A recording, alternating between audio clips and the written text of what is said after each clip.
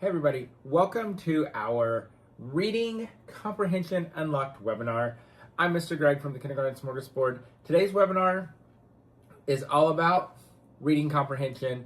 I'm going to walk you through some of the research behind reading comprehension, then what it looks like in our classroom, how I teach reading comprehension, how I teach those skills. I'm going to show you videos of some lessons in action so you can see what it looks like in a real-life classroom with real-life students.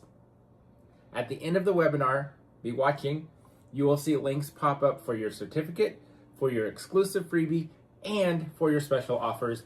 Those will come towards the end of the webinar, so about 45 minutes to an hour. So be watching for those. And you will also receive an email following the webinar with those links as well. But make sure you're watching for those during the webinar.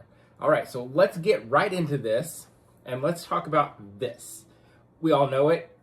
We're probably all, what's the word I want to say? I'm gonna use the buzzword, internalizing this, right? Okay, you can all throw things at me now. We know this, right? We've been, the last several years, we've been learning this. We've been making these necessary, very important, very impactful shifts in our instruction when it comes to phonics and literacy and reading. So we know the 5 components, right? Phonics, phonemic awareness, fluency, vocabulary, comprehension. That is the science of reading. We know that. I'm happy to see in the last year or two, we started to talk more about these things. Because initially when the science of reading started to become a thing and everybody started learning and talking and trying to make these changes, a lot of people, especially some social media influencers, talked about this and some of this. If you're just doing these 2 things, we're not getting the science of reading, all right? And we know this because of the reading rope, right? We know you have to have all of this to get to skilled reading, right? And so if we're just focused on this part, on these green strands, they're not reading. Because yeah, they might be able to decode words, but do they understand it? And that's what reading is. So I want to make that clear, that reading instruction, to get to skilled reading, we need all of this. So today's webinar, what we're going to be talking about is the blue part: background knowledge, vocabulary, literacy knowledge, concepts of print, syntax, right? Verbal reasoning, inference, metaphor, all that stuff that goes with language comprehension, right? So then, when you combine that with the word recognition, we get to skilled reading. So this is what we're going to be talking about today, right? So we want language comprehension, decoding, and that equals reading comprehension. So we're going to talk about the reading comprehension piece today. Because this is why. Reading is constructing meaning. Reading is not simply decoding a word, right? Yeah, maybe they can say k-at, cat. But if they read the cat is on a mat or the cat is in a tree, do they know what that means? Can they construct meaning, right? And so that's what we want to talk about. And let me tell you a story. I have kind of a unique journey with the science of reading. When I taught 2nd grade and then kindergarten 15 years ago, 16, yeah, something like that. I've been teaching 20 years, 17 in kindergarten, so I don't know, 14, 13, anyway, years ago when I looked younger, without Botox. My district, my school were actually using the science of reading. It wasn't called that at the time, but that's exactly what it was. We were teaching the 5 pillars. We were talking about phonics. Here's the problem. We were only talking about phonics. When we were doing this in my district all those years ago, we focused so much on the phonics piece. And my kids could decode words. I said they were word callers because they could call words, they could decode those words, but then I would ask them what they read, and there was nothing because there was no instruction on that part. We were so focused on that one piece of the reading rope, which we weren't even talking about at the time, but we were so focused on phonics that they could decode words, but they weren't constructing meaning, right? And that's frustrating. That's hard because They're just saying words. And so that's what we don't want to happen. So that's why we wanted to do this webinar, because we know, like, we're good in phonics, right? We've got great phonics instruction, great phonemic awareness instruction. Let's talk about the rest of this now. And that's what we're going to be doing, because we want our kids to decode the words, and we want them to understand what they're reading, because the more they understand, the more they can interact with the text, right? They can put it in the context of their lives, of their reading, right? We know that then they can be adaptable to what they're reading. They can read with purpose, right? We can hopefully lessen some of their frustration as readers as well. So we want them to construct meaning. But the other thing to keep in mind is that when we're talking about reading and literacy, we're talking about life-altering skills. We're talking about skills that every human needs and every human deserves. Literacy is a right. It is a human right. And so when we're talking about this, we're not just thinking of a graphic organizer in the classroom or an assessment on their comprehension or a fluency test. We're talking about life-altering stuff, all right? Comprehension. The more you can understand when you read, the more you enjoy it, right? We know comprehension increases enjoyment. It affects all areas of our life. Think about this. You go to IKEA, you buy a nice bookshelf. Guess what you have to do? You have to comprehend those directions, all 479 of those if it's at IKEA, right? When you go to fill out job applications, whether it's a paper job application or online, you have to comprehend what they're asking you, right? So when we talk about comprehension, we're talking about all aspects of life, life-altering stuff. Biggest impact. The single biggest predictor of high academic achievement and higher ACT scores, reading to kids. Guess what? Comprehension. Because when we're reading to kids, we're also building comprehension. And we'll talk about how that works and why that's happening here in a moment. All right? Reading aloud to kids is also the single most important factor leading to language development. In a classroom like mine, where 95% of my students are English language learners, reading to them every day is huge. But do you know who else reading aloud is huge for? Every kid in our classrooms, because of this. Because we know kids are coming to us with less language, less vocabulary, less background knowledge, and guess what they need to read, to comprehend? All of those things. So reading aloud is a must because of that language development piece, right? So we know literacy is a human right. We know every human deserves the right to read and to understand what they're reading. We know that comprehension isn't just a classroom skill that we test and move on. It's life-altering stuff. Read this.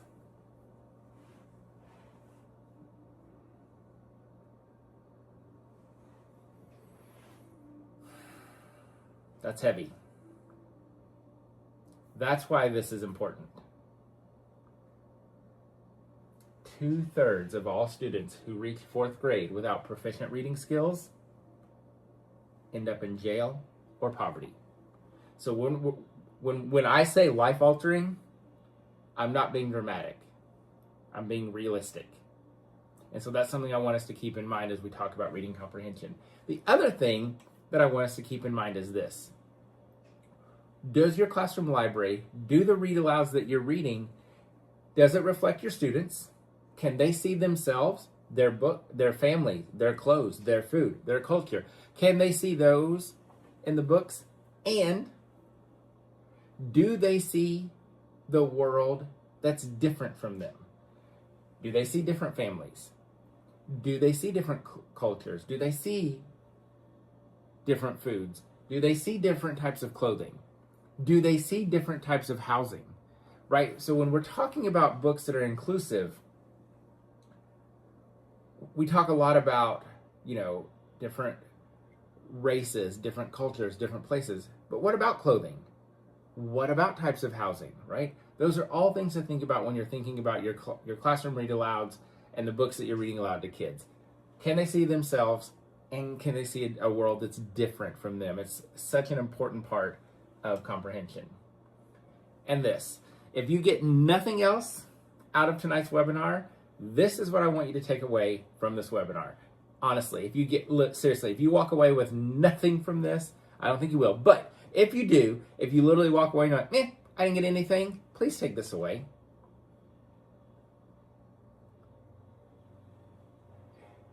Here's the thing. When we think about these scripted curriculums and these pacing guides, we know how bad they are. I'm real talk. I have required curriculums.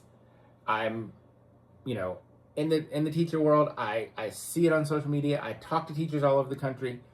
They're bad. The curriculums are bad.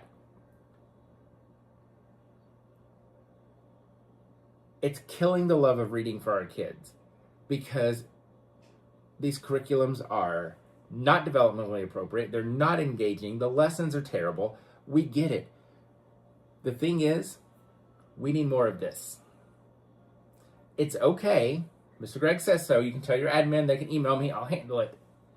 It's okay to read books that are not in the curriculum. Yeah, true story.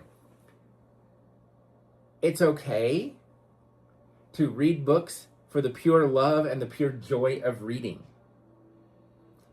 Literally, it is okay to sit down, read aloud a story to your class, laugh and giggle, and close the book. Because guess what we're doing? We're building a love of reading. We're modeling fluency, right? We're exposing them to different kinds of text and complex text. We're setting them up for success, but we're building a love of reading. So, read the books, close the books. It's okay. We don't always have to do work. Think about it. As an adult, when we read, I love to read. Don't get to do it a lot. But when I read, guess what?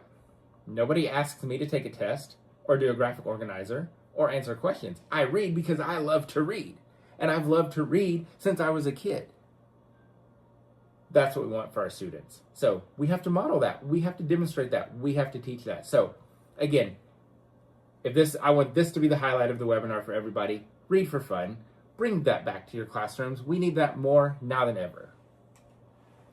Right? Share your love of reading. When kids see that I love books, when I get excited about a book, they get excited. Share your favorite book. One of my all-time, hands down, most favorite book is Cloudy with a Chance of Meatballs. When we read that in the spring, when we're doing weather, I tell the kids the story. When I was in 3rd grade, our teacher read that book to us, and I was hooked. That's what sparked my love of reading. Well, that and in 2nd grade, we had Book It. True story.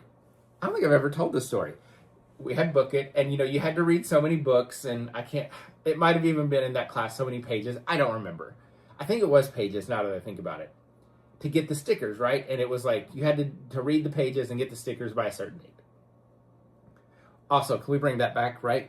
Let's bring back Book It, and again, build that love of reading, because I would have read all the books to get those pizzas. Anyway, so it was like the day before the deadline, and I had my 4 stars, but I needed 1 more star to get my pizza, right? So my teacher was like, well, I don't think you're going to do it because you have to read like X amount of pages. And it was a lot. She's like, we only have a couple of books that are, even going to reach that. There's no way you're going to read it and be able to tell me about it in one day. And I'll never forget. I can picture the book in my mind, but I cannot think of the title. It was a big book and it was thick. It was a lot of pages. And I'll never forget my teacher being like, you're not going to be able to do it. I did it. Tell the kids those stories, right? Talk to them about how reading impacted you. I'm going to show you something in a minute, a video. And there's a reason I share this with my kids. It's, again, building that love of books and that love of reading, right? Guess what? Tell them if there's a book you don't like. We've read books in our classroom, and I'll read it, and we're done with it. I'm like, so you want to know something? This is not a book that Mr. Greg really likes. We read it, we talked about it, we did our work like we were supposed to, but it's not my favorite. That's okay. Tell them those things, right? Because we need to be teaching the science of reading. We need to be teaching comprehension, but we've got to be teaching that love of reading and that love of books and that joy that we get from books, all right? It's important. Kids need to see that we love reading. If you don't love reading, fake it, okay? Now, Some of you are going to get real mad at me with this, and that's fine. I'm probably going to step on some toes with this next statement. I'm okay with that, because this is a hill that I'm willing to die on. And there's lots of reasons behind this, but I'll tell you what it is, and then I'll explain. Read the books. I want to say that again. Read the books. I did not say show a video of the books. Y'all, read the books. The kids are begging for this. You don't, and that's not me. There's a study that came out recently. You can look it up. They did this research and they did surveys with kids. And guess what kids are saying? They don't want this. They don't want phones. They don't want devices in front of them. They want to be outside playing. They want to be interacting with humans. They want to be with their friends. They want people reading books to them. You know why they're on devices? Because parents are putting them on devices. Because it was a whole thing. It was like, the kids like, our parents don't want us outside alone. Our parents don't want us to play, all these things. And so they're giving us devices. Kids literally said, it was like 75% of the kids surveyed don't want screens. You want to know, again, some of you are going to be real upset when I say this, and it's okay. I think a lot of the behavior problems that we see are completely out of our control, like parenting, families, all that stuff. But what do kids do when they go home? Screens. Then they come into our classroom, and what do? Screens. So you want to know what some of those behaviors are probably from? Boredom, because they're staring at screens at home. They're staring at screens in the classroom. We're using daily slides, right? We're doing everything slide-based, and so they're literally staring at screens. We're not reading them books anymore. We're showing them the videos. Yeah, they're going to get bored. They're going to be annoyed. They're going to get frustrated. They're going to act out. Y'all, for the love, please read the books. It increases engagement. It might help decrease behaviors. Am I saying it's going to solve all the problems? No. But the kids are saying, please stop using the screens. Please stop the devices. Read to us, talk to us, interact with us. So please, again, number 2, if you don't take anything else from tonight, from this, take this away. Please read the books. I have a very special surprise. So what does an author do? Write the book. Guess what Mr. Greg did? What? I wrote a book! Oh! What? That looks like you. I am an author. What? Whoa, wait. That's so cool. The teacher's on the... I wrote this, Kaylee. Oh, I wrote a book. Oh, it stressed everyone. At lunchtime, Mr. Smorgy sat with his students. Listen, as they ate. When we're talking about the love of reading and that joy, it's important for kids to see that we love reading, but it's important for kids to see all pieces of that, right? I wrote 4 books. I have 4 children's books that I've written. Getting to share that first one with my students was powerful. You heard that excitement. And guess what? They read those books from the day those books arrived in the classroom to the end of the year. Those books were constantly in the kids' hands because they had a connection to it, because they loved the stories, they loved the illustrations, right? Share those moments with your kids, because that's, again, we're building that love of books and that relationship with reading and literacy, right? And listen, there are going to be people out there who are critical, that they're like, oh, that doesn't help kids read. They don't need to love reading to learn to read. And true, right? Like they can, we can teach them to read if they don't love reading. But guess what? When you love something, when you like something, when you enjoy it, you want to do more of it, right? So let's build the love of reading. Now, I'm going to kind of go back to the whole screen thing. Guess what we're competing with in our classrooms? Screens. YouTube. Video games. Roblox. Minecraft. All the things, right? Short attention spans. We all know how hard it is. So we have to figure out ways to make it engaging. So you know what I'm going to say again? read the books. But when you're reading the books, walk around. Act it out. Use the silly voices, right? Make it engaging. Bring the stories to life. I wear costumes.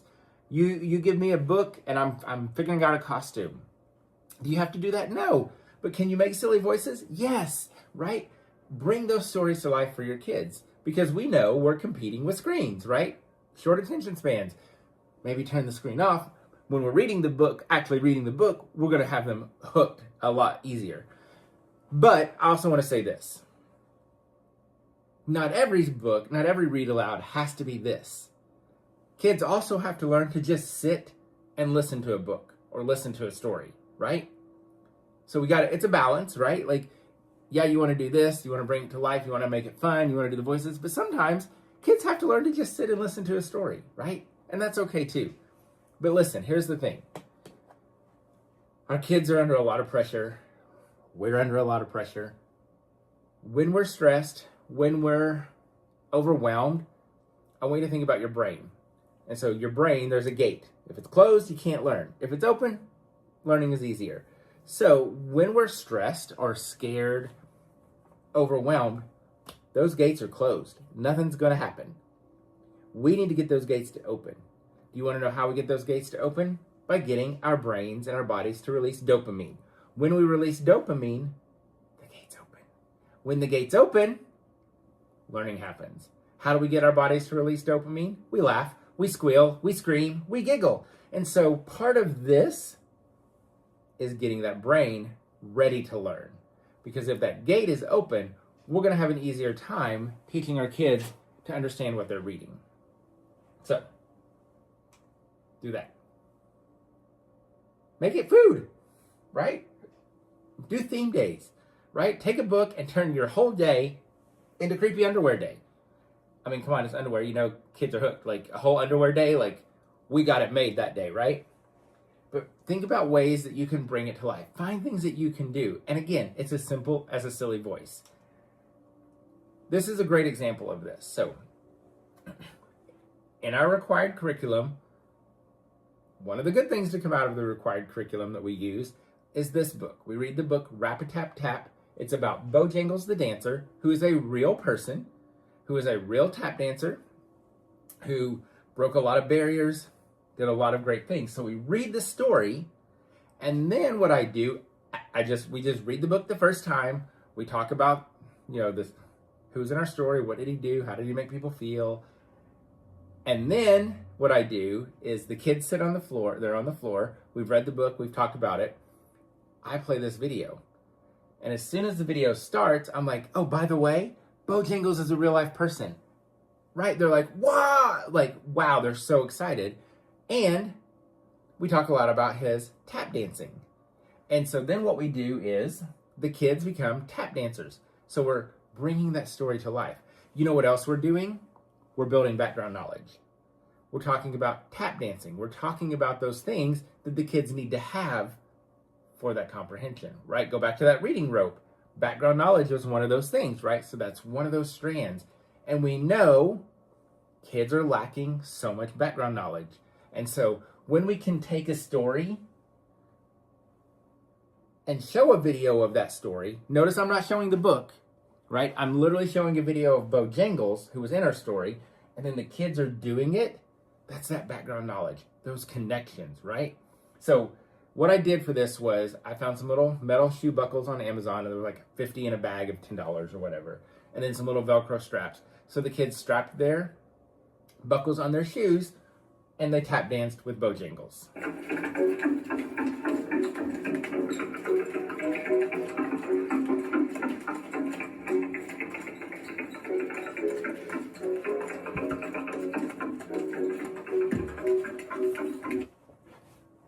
How fun is that?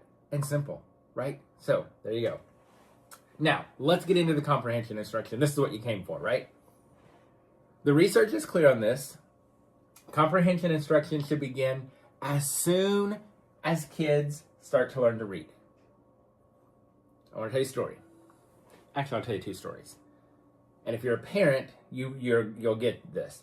When we brought Adeline home, our 6-year-old, as an infant, we literally walked around with her and talked. Literally, we're walking into the kitchen. This is the kitchen. The kitchen is where you cook food. Food is what you eat. I'm opening the refrigerator. The refrigerator is what keeps our food cold. I'm getting out your formula. We just talked about every single thing we were doing. We talked about where we were from, all that stuff. That's what we're doing.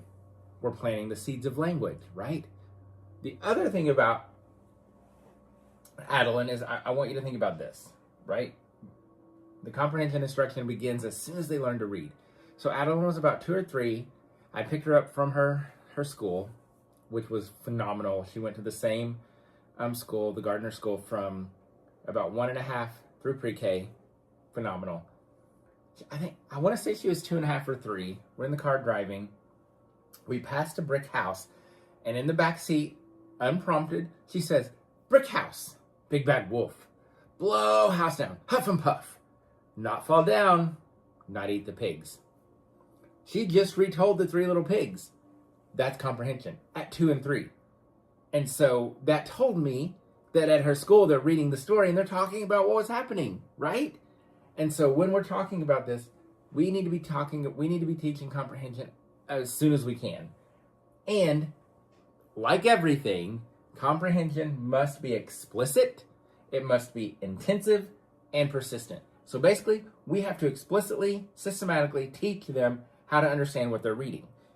The way we do that in kindergarten, in early childhood, is with read-alouds, right? So we're going to talk about that. Boom. Whole group read-alouds with oral comprehension. Because if we give a kid a book, guess what they're probably not able to do quite yet? Decode the book.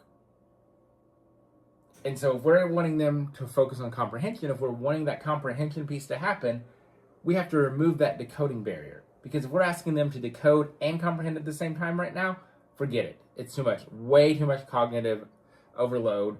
Their brains are like, and they shut down. So that's why we do comprehension orally, through whole class read-alouds, graphic organizers, right? And then the decoding stuff happens in whole group and small groups as well. So the other thing that I want to mention, and I'll talk a little bit about this as we kind of get into some of the strategies, is that when it talks about explicit instruction, we're also not teaching the skills in isolation. Do we focus on main idea as our lesson? Yes. But when we're teaching the main idea, we're also talking about the characters and what was happening in the story. We're not just focused on the main idea. Now, guess what? We have to explicitly teach them what is the main idea. And how do we figure that out, right? That's that explicit instruction. But we're not just teaching that, right? We're not just teaching main idea. We're also talking about other things in the story as well. Another piece of this, that language piece, that vocabulary piece. We know, again, data is clear about this. This is an area where our students struggle. So we need our kids talking about rich, complex text. Texts that are at their grade level. Texts that are over their grade level, right? Rich, complex text. Not only do they need to hear them, but they need to talk about them a lot. They need us to talk about them a lot, but they also need to talk about them a lot because they're going to get to practice new vocabulary and oral language in a low pressure setting, right? Because we're just talking. We've taken away some of that pressure, right? They need lots of time to interact with their peers. One of the things that I'm going to talk to you throughout the rest of this webinar, turn and talk, turn and talk, turn and talk. When you use our Read It Up resources to teach comprehension, almost everything has turn and talk built into it because they need to be talking to their friends in a low pressure setting. And that's what we do with turn and talk. How do we make that happen? Turn and talk, turn and talk, turn and talk. But also whole group discussions, text dependent questions, those type things. And this one's a hard one for me. And it's probably hard for you. Students need to hear the text multiple times. At least 3 to 4 times, if not a couple of more. That's hard for us because that's a lot. It can get a little, boring, right? Now, 3 to 4 times, 5 times, I can handle. But when my scripted curriculum has me doing chicka chicka boom boom for 2 or 3 weeks, even the kids are over it. So, know that they need to hear the text multiple times, but we're not talking about weeks. We're talking 3, 4, 5 times. The other thing too is, yes, we read the whole book 3 or 4 times, but we also, and for lessons, maybe we're focused on certain pages. We're not necessarily reading the whole book. All right, so this is what it looks like in my classroom.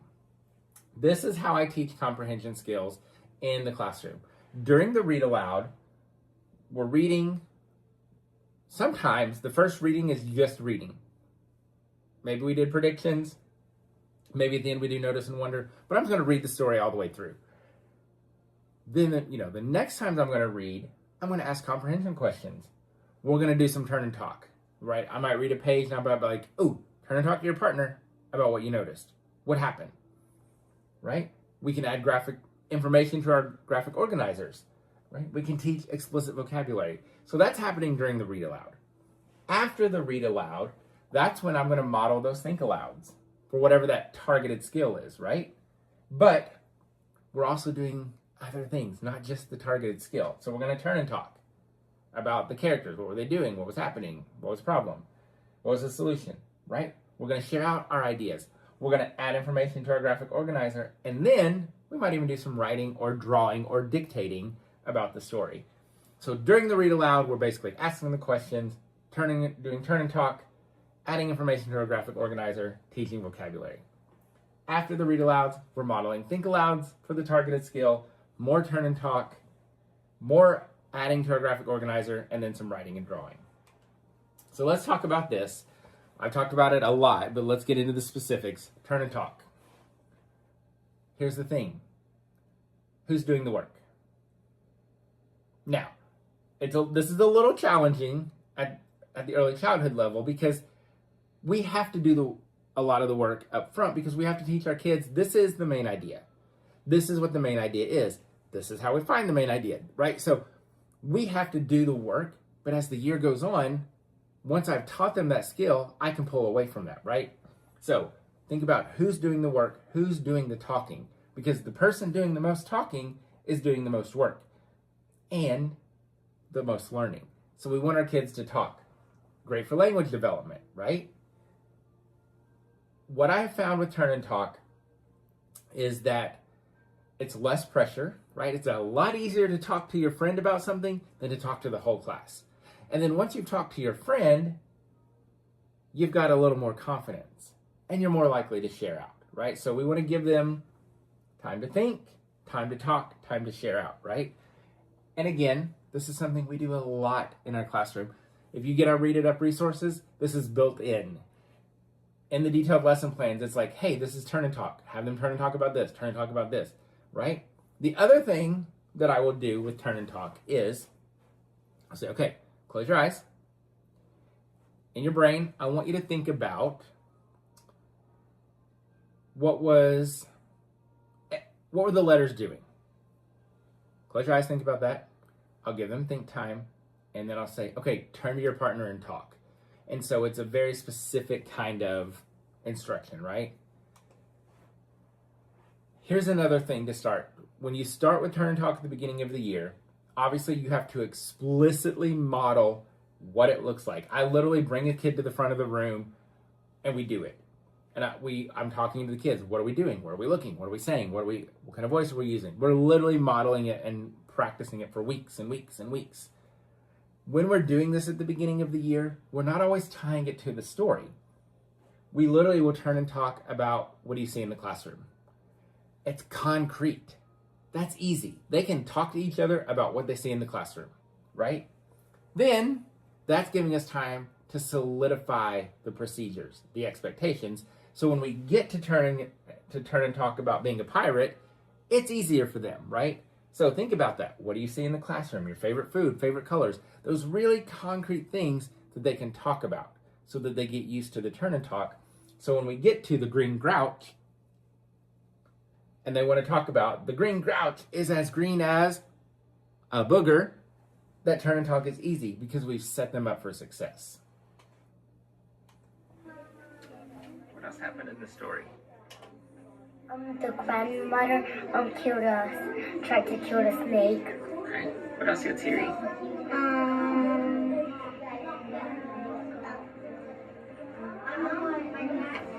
they were famous, but not anymore. They live outside. So as the kids are turning and talking, I'm walking around listening and guiding them if they need some guidance.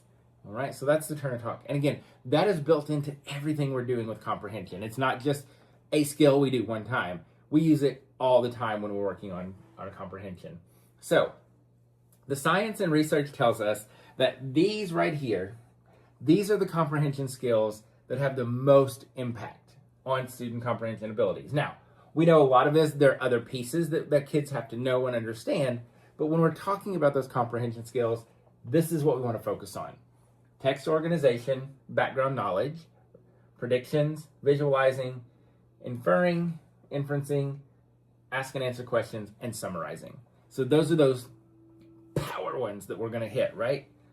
Now, we're going to tie them all together, right? We're going to weave pieces in because, again, we don't want to teach the skills in isolation, but we do have to explicitly teach the skills and how to figure them out, right? So let's get into them. First one, predicting, making predictions. Here's why predictions are important. Because it activates prior knowledge and it helps the kids monitor their own understanding of the story. So they make their predictions. I predict the turkey will get eaten. The turkey will get in trouble. The turkey will run away. The turkey will get scared. The turkey will run. The turkey will cut in half. It's true, right? So now they have these ideas. So as they're listening to the story, they're thinking about those predictions. So they're monitoring the understanding better because they're trying to think, ooh, did he get eaten, right? And so it helps them monitor their own understanding. We do predictions lots of ways. Can be done, prior to reading the story. Show the book. Read the title. Creepy crayon. What do you think is going to happen? Let's make some predictions, right? It can be, you could do a picture walk. Just do your picture walk, then do your predictions. Or it could be during the reading, right? You read a page and you're like, okay, what do you think is going to happen? So Jasper sent the crayon to China. Does it come back? Turn and talk to your partner. See, you can, once that turn and talk is solidified, you can do it like that. All right, turn and talk. Tell your partner, what do you predict? Will the crayon come back or is the crayon gone for good? Go. And they do their turn and talk, then they turn and share out the predictions, right? So it can be done before reading, it can be done during reading. So making those predictions. The way we do it, and again, this is included in those Read It Up resources with detailed lesson plans. The kids share their predictions, we put it in our graphic organizer. Then after we read it, we go back and we look at our predictions. A turkey will get eaten. And I'm like, did that happen? No. Well, what did happen? And so they said, oh, the family ate a pizza. And so we talk about the prediction and then what actually happened, right? Now that you've looked at the front cover, I'm going to tell you the title. So the title of our story is Creepy Crayon. Okay, so I want you to close your eyes. And I want you to make some predictions. So in your brain, I want you to think, based on the title, Creepy Crayon, and what you see on the front cover, I want you to make some predictions. A prediction is, what do you think the story will be about? What do you think will happen? All right, so close your eyes. Keep them closed and think about what will your predictions be? So you're going to think about, just from looking at that front cover and the title, Creepy Crayon, what do you think will happen? What do you think our story will be about? And if you have a prediction, raise your hand. Izzy, what do you predict? So I want you to say, I predict. Okay. Say it real loud so everybody can hear you. I predict the crayon's gonna come to life. So I predict the crayon will come to life. So I'm getting them to speak in sentences, closing their eyes, kind of heard me prompting them, kind of guiding their thinking so that they're kind of focused in their head about what the story is about. All right? One of the skills that was on that list was summarizing.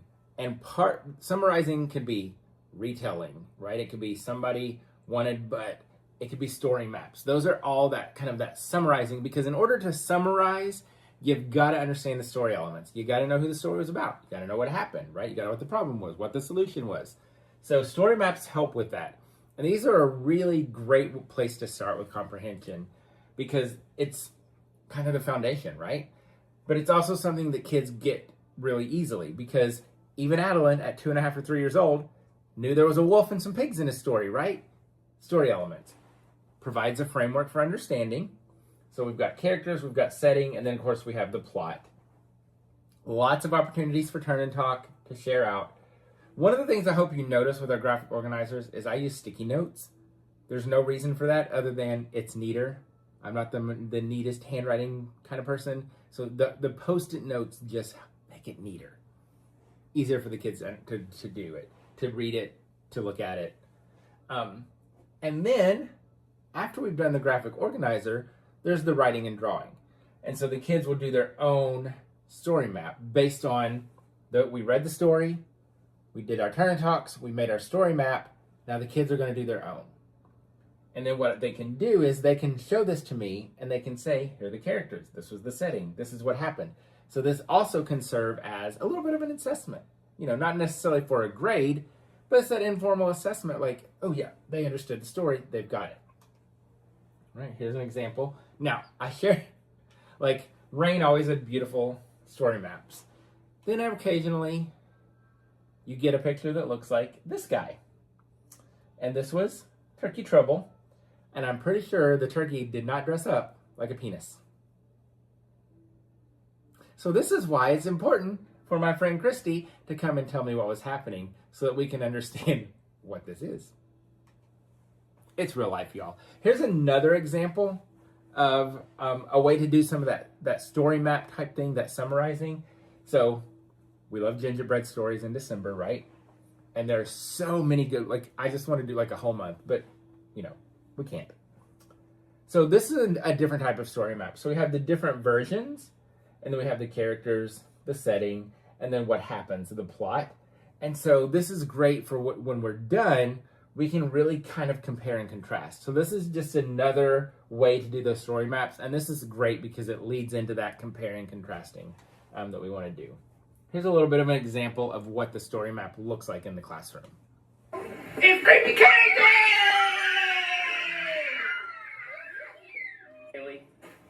Jasper Rabbit had a passion for carrots. So what is his name? Jasper Rabbit. So who's our first character? Jasper Rabbit. Thank you, Rain. So that's it. We read the story, and during the read aloud, we're adding that information to our graphic organizer, right? Jasper Rabbit, Haley. And you also notice the costume, the screaming, the giggling, right? Notice and wonder is another one of the very, very, very few positive things that came out of our required curriculum, because it has us doing notice and wonder. And so this is something that I've actually implemented in math, in reading, in science, and social studies. We use this a lot. So we do notice and wonders. Notice, pretty easy. It's what do you see at the beginning, but also what do you hear? Because we need our kids to understand that when you notice in a book, it's not just what you see, but it's what you're hearing as well. And then they notice the things. You can, again, guess what? Turn and talk. Turn and talk to your friend. What did you notice? What did you see? What did you hear? We share out.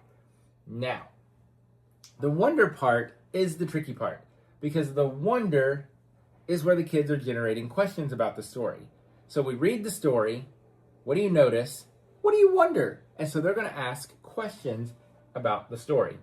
And we know, I know some of you probably just broke out into a sweat thinking about getting kids to ask questions, because it's so hard to do that. So one of the things that we use is our wonder wheel. This really helps the kids with their wonderings, because they know, because we've taught it, we've modeled it, we've practiced it, and we have our wonder wheel. They know when they say, I wonder, they're going to use those question words. I wonder, why did Bojangles like to dance? So that's their wondering. So having this really helps them generate those questions. Okay. One of the skills that we saw on that list was asking and answering questions, right? Because we know as adults, if you want more information, if you want to better understand, you ask and answer questions, right? That's how you get more information. So that's what we want to teach our kids to do. And so we do this as well. The way this works is we read the story. I'm like, okay, what questions do we have? We might even phrase it, what do you wonder, right? So we can kind of tie that notice and wonder, those things together. We have our wonder wheel. This is another time where I would use that wonder wheel. The kids will come up with, ask their questions. I put them on our sticky notes. And then what we do, this would be one of our first readings with the book. As we read, remember, because we have to read 3, 4, 5 times, or, read selected pages, we're listening for the answers. And so that's what we talk about is, okay, today we're going to read. Here are the questions that we have. Let's listen to see if we can get some answers. The other thing about this is when they ask some of these questions, we already know the answer because we've read the book once, right? And so if we do, we'll go ahead and add the answer. And so this is another reason I love sticky notes, because we can move the sticky notes. So we can put the questions with the answers, right? Now, what do you notice? Not every question has an answer. Welcome to life, kids. Yes, it's frustrating. We all know that because we all have questions that don't have answers, and it drives us crazy. But kids need to understand that, right? That we're not going to know every answer to every question. All right, so that's something we're teaching them. It's a lot for them to understand, but it's important. Remember, summarizing, one of those skills. Retelling is a part of that, right? Retelling is another way to summarize. With retelling, as opposed to the story map, retelling is about those sequence words. This is really, the story map is kind of that foundation. When we get to the retelling, now we're really kind of focused in on that summarizing, because we do this every day. Because when Jason says, hey, how was your day? I don't say, well, it's 6 o'clock, I got up and then I brushed my teeth, right? I say, oh, well, it was good, this happened, this happened. Summarize. When you go home from school, kids, you don't tell your family every single thing you did at school, right?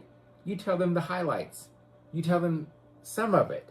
And that's what we want our kids to start doing with summarizing a story. Now, we want them to have details, right? We don't want them to just say, the rabbit went to the store and bought some underwear. He was scared of the underwear. He tried to get rid of the underwear. They came back. That's not a good retelling, right? And so we're pushing them for some specific details to help us understand the story without telling the whole story, right? So a lot of times they'll say, they. Well, who was they? Oh, Jasper. Okay. Why did he do that? How did he do that, right? So we're pushing them for details, and we're using those sequence words, and we're learning that summarizing, right? So we've used the story map, we've helped with those story elements, and now we're taking that to the next level with retelling and summarizing. And then the kids can do their own summarizing, retelling. So what I have them do is they draw the pictures, they bring it to me, and then they tell me their story. They'll say, first, the wolf was hungry and he smelled a cake. So I'm just writing down what they tell me. Next, Wolf was playing a game with Red Riding Hood. Then, the wolf is eating grandma. Last, the wolf eats Red Riding Hood and pie. All right, so that was his retelling. One of the things that we can do, remember, we want to make it fun, we want to make it engaging, sometimes, not all the time. This was fun. When we did Little Red Riding Hood stories, the kids made a torn paper. Guess what we just did? Fine motor skills. Guess what our kids need? Fine motor skills. So they did a torn paper Red Riding Hood, and when they came to me, or with their friends, right, or in front of the class, however you want to do it, it's like a puppet. They use this to retell the story. So we're just adding some fun, right, into that. Now, these are not necessarily on the list, those power skills that we were talking about, but these all lead into that, right? Because sequencing is a form of summarizing, right? Because they have to be able to know what order the story is to summarize it, right? Details and text evidence comes back to asking and answering questions, because we've got some details, but we have the evidence to go with it, right? And the thing I want to point out is when we're talking, we're like, whoa, text evidence, that's a lot for kids. It is, unless we teach it, right? So we did it with Last Stop on Market Street. We talked about details. What did you notice? What do you see? Oh, you see a bus. All right, that was our evidence. There was a bus. Now, give me the details of the bus. It wasn't just a bus, it was a bus. It had seats. It had a dragon. It was white and had blue lights. There was a car. That is evidence. There was a car in the story. Now, give me the details. So we can really make these skills that are abstract and can be difficult for our kids. We really can make them something that our kids can do and understand. And that's why I also love the graphic organizers, because it helps us to organize that and it helps the kids to see it, right? And guess what? We're talking, turning and we're doing turn and talks. Real and fantasy, another skill that the kids, pretty easy, right? Cloudier than chance of meatballs. Fantasy is pizza falling from the sky, but guess what's real? Pizza. So this is why I love doing real and fantasy with our kids, because they'll say, well, pizza falling from the sky is a fantasy. Yep, but what's real? Pizza is real. So getting to have some of those back and forth conversations, and then can we apply that to the story, right? Comparing and contrasting, of course, big, getting the kids to understand how things are the same and different, talking about fact and fiction. One of the things I will point out about doing Venn diagrams, here's my trick, here's my tip, here's my hack. Sticky notes. So when we do bats and birds, for example, this is actually Stella Luna, right? Because look at that. With Stella Luna, even though it's a narrative text, it's a story, there's also a lot we can learn, right? It also has information, so we can learn about bats and birds. There were facts in the story, and there were some things that were fiction in the story. So books like that. Another great one, kind of similar, is Now and Ben, about Ben Franklin. Some really good opportunities for that kind of informational piece as well as the story piece. Sticky notes, back to the Venn diagram. Sorry, sidetracked. So when we do a Venn diagram, we use sticky notes. The first thing I have kids do is tell me all the things about bats, and it goes over here. Then we do all the things about birds, it goes over here. Then we look at both to see if there are things that are the same, and we can move those sticky notes. So that kind of helps. Get the sticky notes. We love the sticky notes, right? I love that because it really helps the kids with the Venn diagrams. So here's a great example. I talked about main idea a lot. This is why, because it shows up in the slides. This is how I teach kids main idea and details. And again, you think teaching kids main idea and you're like, it's a lot. But if you think about it, the main idea is, what is the story about? And I teach the kids, listen to the title. When I was young in the mountains. What is our whole story about? Oh, when I was young in the mountains. It's about when she was young in the mountains. That's the main idea. All right? And so that's how we break it down for them, right? We take these big ideas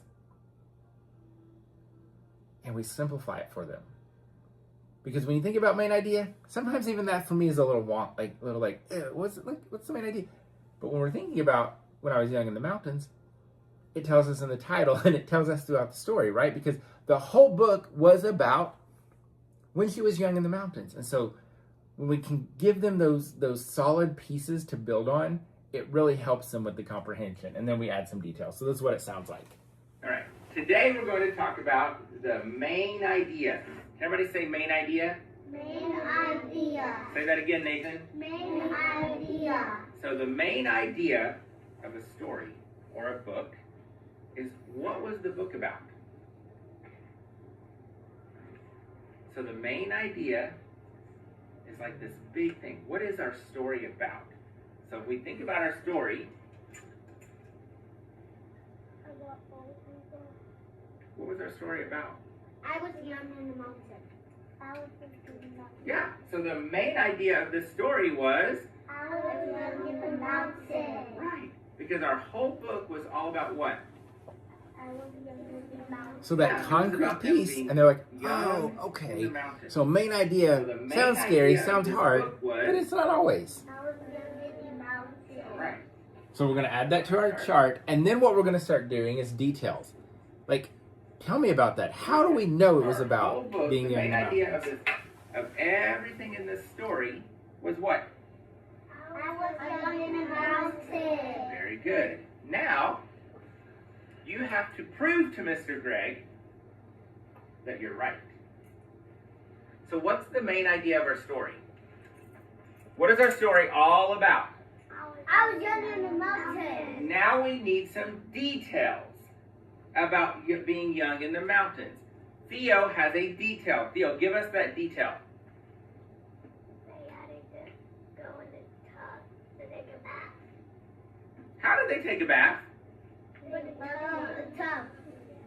Is that a detail from the story? Yeah. And does that talk about, is that what it was like to be young in the mountains? Yeah. Thank you, Theo. See? Details. See? Personification. Another one that we're like, whoa, that's a lot for kids.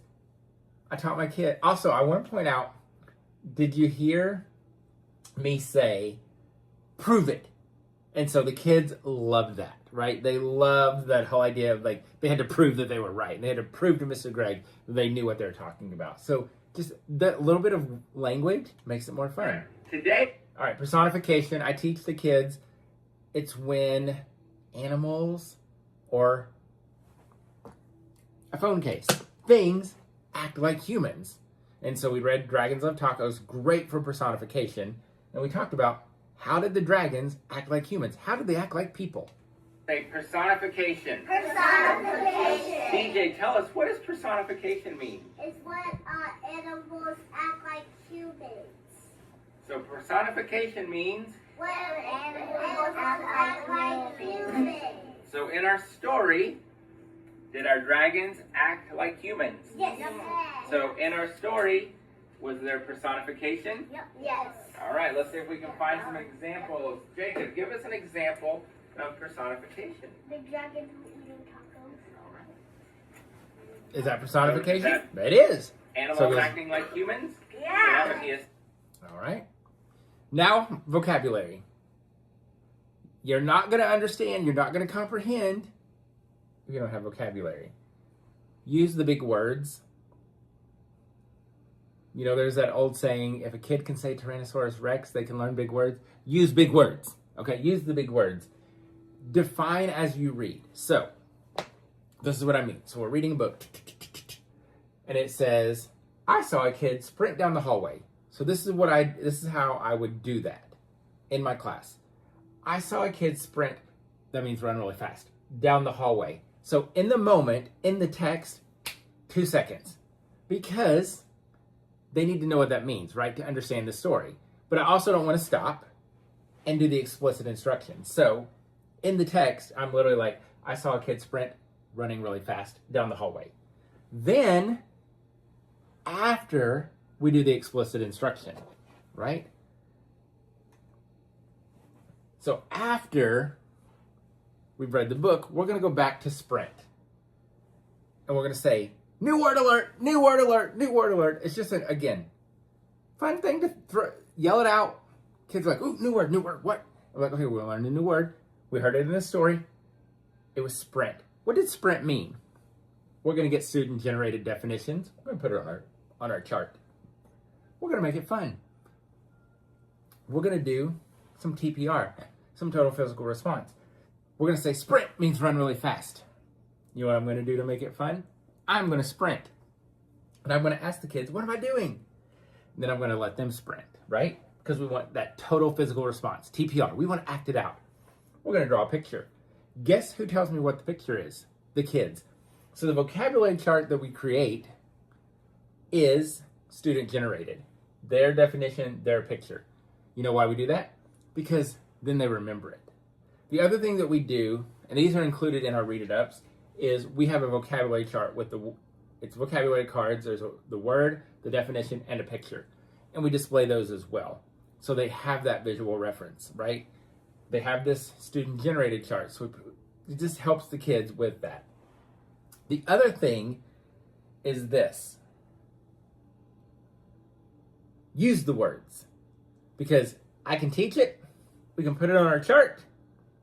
But if we don't use it, it's gone. There's actually this is a big part of the science of learning right now, is that what we're finding is, and I'm going to go back, I blame it on the curriculums, and I blame it on these ridiculous pacing guides that our districts put out. We're literally just doing lesson for 180 days. There's no practice and review. And so we're teaching the kids this stuff, and we're moving on, and they're forgetting it because we're not reviewing it. The research is actually saying, like, you need to teach it almost to mastery for most kids, and then you got to review and practice it from then on. You can't just teach it and move on. So that's what we want to do with vocabulary. We're going to take those words that we're learning, and we're going to use them in our conversations. When we go to recess, and we're like, all right, y'all, go have fun, sprint around the playground, right? When it's time, when I blow my whistle, y'all need to sprint back to me, right? Hey, no sprinting in the hallway. Working those words into conversation, the kids are less likely to remember them and use them. And the more we use them, the more they build their vocabulary. What research tells us is people with large vocabularies are even more intrigued by words. So the more we can build our kids' vocabulary, the more intrigued they are, the more excited they are to learn more vocabulary. All right, we're running out of time. So real quick, we can also write, draw, dictate as part of comprehension. This is a great way to get the kids, it's a great way to say, are they understanding the story? This is my favorite activity to do. You give them a little piece of paper, you give them 2 minutes to draw. What did you see? 2 minutes. This was last stop on Market Street. Most of them drew the rainbow because there's a rainbow in the sky. Then what the kids do is they really quick, they bring it up, they say to the class, I drew a rainbow from the story, and they glue it on. It's like a graffiti wall. So here's some more. Rap-a-tap-tap. What do you see? Easy. A little more challenging. What did you hear in the story?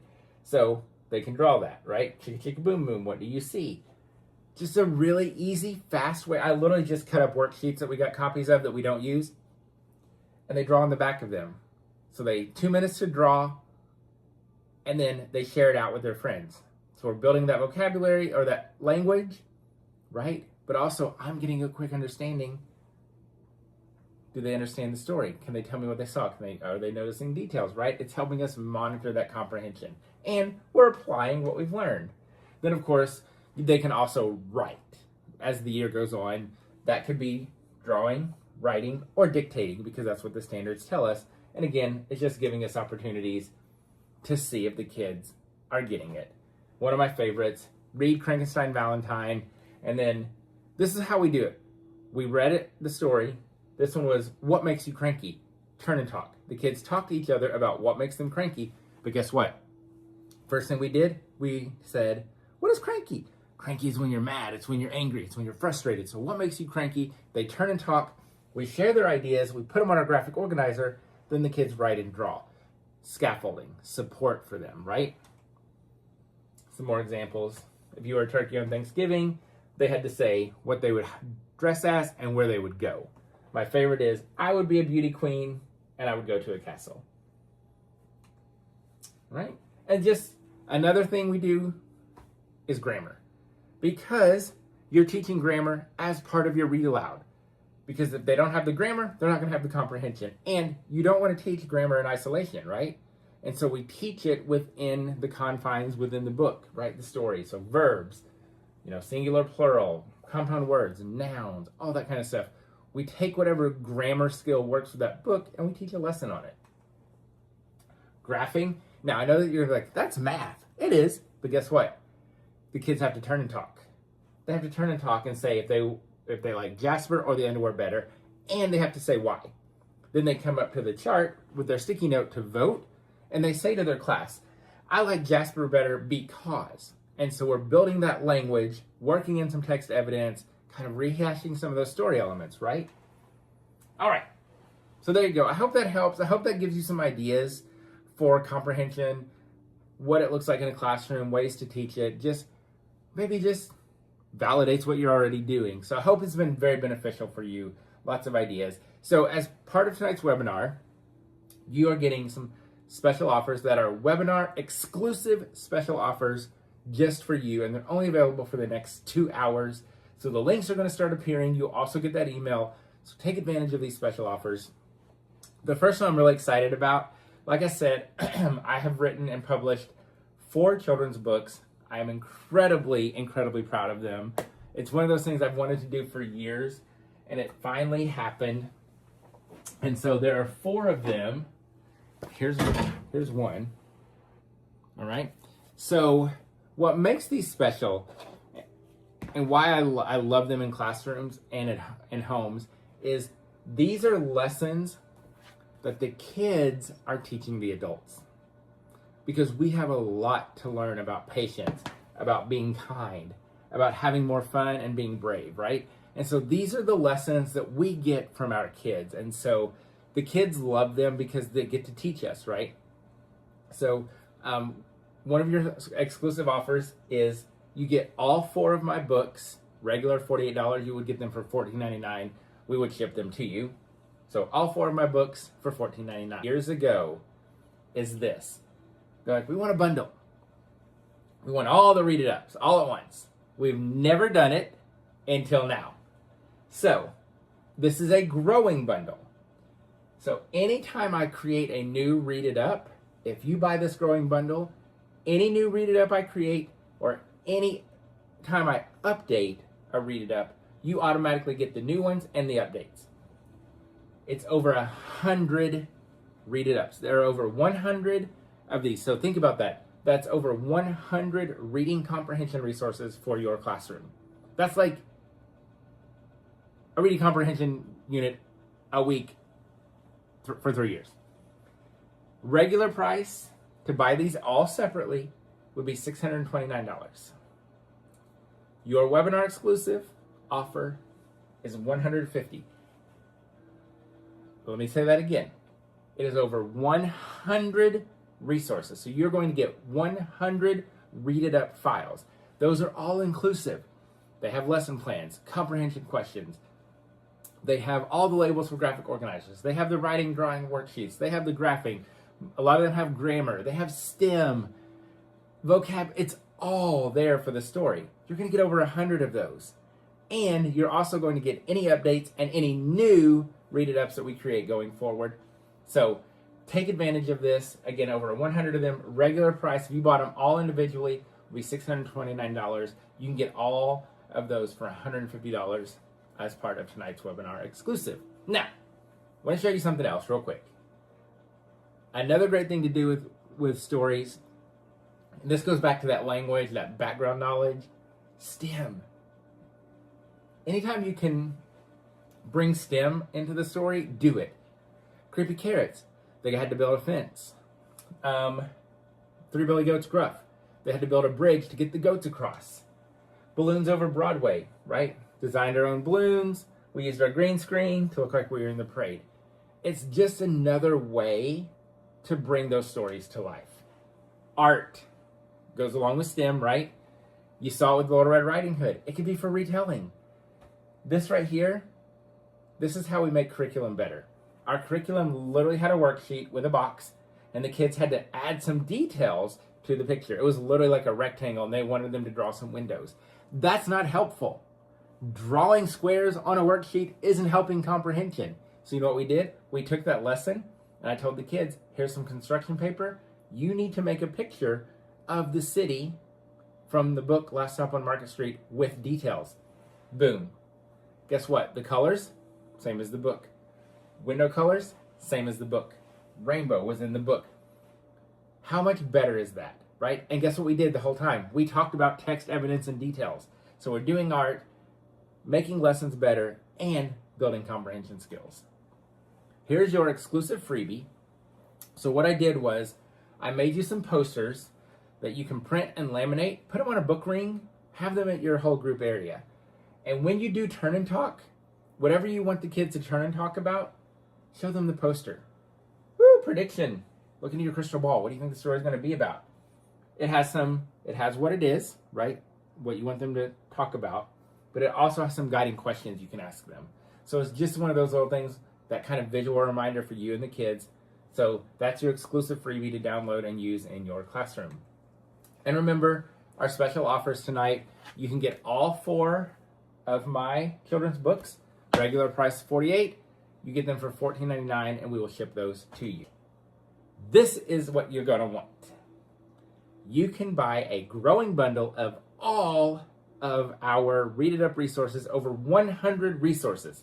That's 100 different Read It Up resources, regular price $629, your price $150. And remember, that gets you access to any updates in the future and any new Read It Ups that get created. And I'm always creating new Read It Ups, right? So anytime I come across a book that teachers are using, I'm going to create a Read It Up resource to go with it. If you have books that you would love to see Read It Ups for, let us know, because this is where a lot of them come from. Teachers are like, hey, we're reading this book. Can you create a resource? And so that's where the Read It Ups come from. So grab your bundle, all 100, over 100 of them, and then let us know if you have ideas for Read It Ups that we can create to add into that bundle. Again, regular price $629. You get it for $150. Thank you all so much. I hope that you found this webinar helpful. I hope you got lots of ideas. Take advantage of the special offers, your certificate, get your freebie. And as always, if you need anything, you can check out our websites or reach out to us. We're here to help. Thank you all so much. We'll see you next time. Bye.